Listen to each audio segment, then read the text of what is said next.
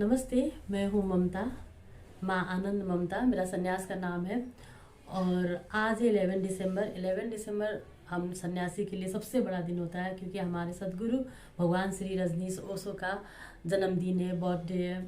और यही birthday celebration करने के लिए आप लोगों को भी लेके चलती हूँ मैं गुरुग्राम रजनीश ध्यान मंदिर, जिसका इनोग्रेशन 1 मंथ पहले स्वामी आनंद अरुण जी ने किया था, जो रजनीश ध्यान मंदिर जो गुरुग्राम में है। और अगर आप चाहते हैं कि गुरुग्राम एरिया में है, दिल्ली में है, और अगर चाहते हैं कि आप थोड़ी देर के लिए मन की शांति के लिए ध्यान करने आ जाए और सेंटर ढूंढ रहे हैं कहाँ पर जाके थोड़ी देर हम शांति से बैठ सके, तो इसमें मंदिर में आप लोगों का स्वागत है। और आज बर्थडे सेलिब्रेशन मैं लेके चलती हूँ आप लोग। फाइनली मैं आ गई हूँ उस रजनीश ध्यान मंदिर Gurugram phase 3, Gurugram phase 3 S513। और यहाँ पे अभी हम लोग संडे कुंडलिनी कर रहे हैं, और आने वाले दिन में प्लानिंग कर रहे हैं कि हम लोग कैसे कैसे इस मेडिटेशन को सुबह डायनामिक और शाम को कुंडलिनी किया जाए। और इसीलिए अगर आप चाहते हैं कभी भी, तो संडे को तो आप रेगुलर ज्वाइन कर सकते हैं, संडे आ सकते हैं। और ये एकदम खूबसूरत जगह, शांत जगह, फेज़ 3 रजनीश ध्यान मंदिर। आखिरी प्रश्न, कल आपका जन्म दिवस है। आपके प्रेमी, आपके शिष्य, आपके सन्यासी बड़ी बड़ी भावपूर्ण भेंट लाए हैं। मेरे पास कुछ भी नहीं। मेरे पास भेंट करने के लिए शून्य के अतिरिक्त और कुछ भी नहीं है। क्या आप इसे स्वीकार करेंगे? शून्य से बड़ी और क्या भेंट हो सकती है? शून्य ही तुम ले आओ, इसी की तो मैं प्रतीक्षा करता हूं। तुम कुछ और लाए व्यर्थ, तुम शून्य ले आए सार्थक। शून्य यानी समाधि, शून्य यानी ध्यान, शून्य यानी पूर्ण को पाने का द्वार। और ये सवाल, और फाइनली हम लोग आपको अभी दिखाए थे, हम अभी रजनीश ध्यान मंदिर में थे और हम लोगों ने भगवान को सजा दिया। मैं और माँ भगवती माँ जी, इधर देखिए आप। हाँ जी, हम लोगों ने भगवान को सजाया है ना। हाँ। आप लोगों को देखना है भगवान को सजाया हुआ हम लोग कैसे सजाए।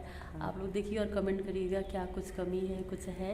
हम लोगों ने फूलों से हम लोगों ने सजाया है, अपनी मन से, आत्मा से। मैं आपको दिखाती हूँ। कमी तो कुछ नजर नहीं आएगी, लेकिन हमारी अंतरात्मा से देखोगे तो आपको कोई कमी नजर नहीं आने की, नहीं है ना। हाँ, हर कोई तो परिपूर्ण है नहीं है नहीं इस संसार में। तो जैसे मन था और जैसे जिस समय जो मन में आया वो कर दिया, है ना। और हम लोग दिखा रहे हैं आपको। आप भी इंजॉय करिए। जय गुरु जी, जय भगवान। जब कोई कर्म करेगा तो गलत भी करेगा, जब कुछ करेगा ही नहीं कोई। हाँ, यही वाला कह रही थी मैं। यहाँ आप देख सकते हैं, ओशो ने कहा है कि ओशो ने सब भगवान के बारे में बात किया हुआ है। आप लोग भ्रम में मत रहो, ओशो कोई धर्म नहीं है। मैं ये बताना चाहती हूँ, ओशो कोई धर्म नहीं है। और आप लोग देख के कंफ्यूज हो गए होंगे। यहाँ पे हम लोगों ने यहाँ महादेव की भी रखी हुई है प्रतिमा, मूर्ति। उसके बाद गणेश की भी है। उसके बाद देख सकते हो मीरा की भी है। यहाँ पे राधा कृष्ण सब है, आप देख सकते हैं। ये मत, ओशो को कोई धर्म नहीं है। ओशो ने सबके बारे में बताया है, सबके बारे में बोला है। और जो भ्रम है कि ओशो कोई धर्म विचारधारा है, उनके बारे में और हमारी भगवती माँ जी आपको बताएगी। आप सुनिए, ओशो के बारे में जो भी आपने सुना है, समझा है, बहुत कम सुना है, समझा है, सिर्फ ऊपर से समझा है। अगर आप डीप जाएंगे तो बहुत अच्छा से समझ पाएंगे। मैं माँ जी से बात करती हूँ, फिर आप लोगों को फिर सुनाती हूँ माँ जी की बातें। माँ जी, आप ये बताइए, जैसे कि आप नीचे आपका मंदिर, भगवती का मंदिर है, आपने रखा है ना, तो आप ये बताइए, जैसे कि ओशो को धर्म, ओशो का हम लोग क्या बोल सकते हैं? थोड़ी कोई धर्म सिखा रहे हैं, कुछ तो नहीं सिखा रहे हम लोग। ओशो कोई धर्म नहीं है। ओशो एक विचारधारा है, कोई पंथ भी नहीं है। जैसे आप सिख पंथ है, क्रिश्चियन पंथ है, जैन पंथ है, राधा स्वामी पंथ है, तो ये कोई पंथ नहीं है। ये आपको लाइफ जीने का एक तरीका बता रहे हैं। ये आपको कृष्ण के बारे में बताते हैं, ये आपको महावीर के बारे में बताते हैं, आपको ये बुद्ध के बारे में बताते हैं, शिव के बारे में बताते हैं, राम के बारे में बताते हैं, मीरा के, जितने हैं हमारे गुरु हुए हैं सबके बारे में ये बताते हैं। और आपको सिंपल जीवन जीने का एक तरीका बताते हैं, विचारधारा से आपको जोड़ते हैं। जोरबा द बुद्धा, ओशो का एक है जोरबा द बुद्धा, मीन्स आप संसार को भोगो, संसार में जी के भगवान को प्राप्त करो। और ये सिर्फ ओशो ने ही बताया है। और किसी ने, कोई गुरु ने ये नहीं बताया है। आप किसी कोई गुरु को मानते हो तो ये छोड़ दो, वो छोड़ दो, ये करो, वो करो, कोई मंत्र मगर नहीं, देते। कोई मंत्र नहीं, कुछ नहीं।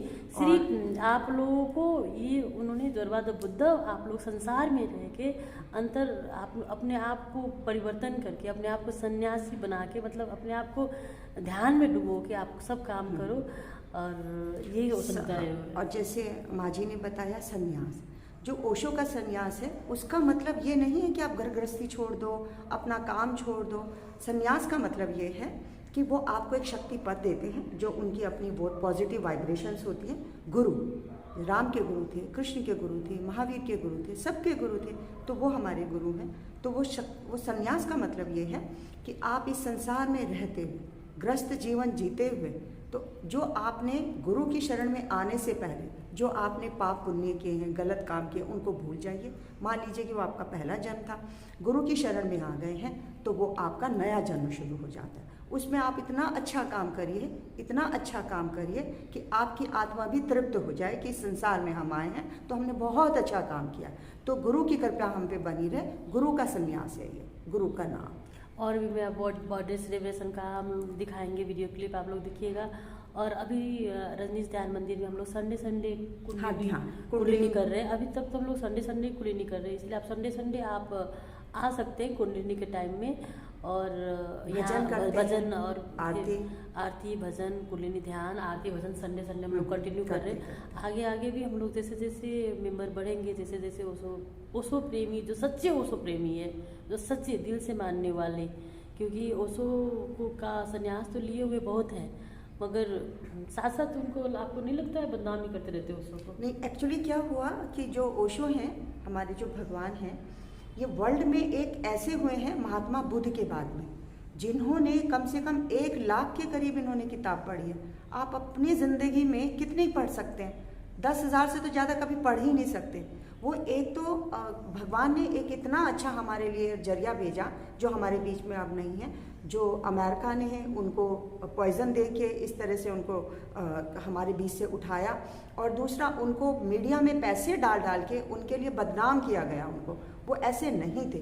आप प्लीज़ उनकी देखिए, नेटफ्लिक्स पे, उस पर इनकी डॉक्यूमेंट्री है ओशो, तो आपको पूरा बताएंगे कि अमेरिका ने, यूरोपियन कंट्री ने, क्रिश्चियन कंट्री ने इनके लिए क्या किया। तो आपको उससे पता चल जाएगा कि हमारे जो भगवान हैं वो कितने नॉलेजमेंट उनसे डर गए थे ना सारे। हाँ। मतलब ओशोमय हो जाएंगे सारे, ओशो को ओशो हो जाएंगे। हाँ। इस टाइप से हो गया था कि ना? जो लोगों ने इनको बदनाम किया, गलत मीडिया में पैसे डाल के उनकी गलत प्रचार किया गया, उनको बदनाम किया गया। जब तक कि आप सन्यासी नहीं बनेंगे, गुरु की शरण में नहीं आएंगे, वो कहते हैं ना कि रोटी नहीं खाओगे तो रोटी का स्वाद कैसे पता चलेगा। तो हर चीज़ का स्वाद लेने के लिए पहले में उसमें उतर जाना पड़ता है। तो आप अपने मन से गुरु को धारण करिए और गुरु के बताए हुए रास्ते पर चलिए। फिर आप देखिए आपकी आत्मा कितनी पवित्र है। आप अष्टावक्र कहते हैं ना, वही भगवान कहते हैं। आपको बदलने की ज़रूरत नहीं है, आप वो हैं, बस आप वो बने रहिए, छल कपट से दूर रहे, बस यही संन्यास है।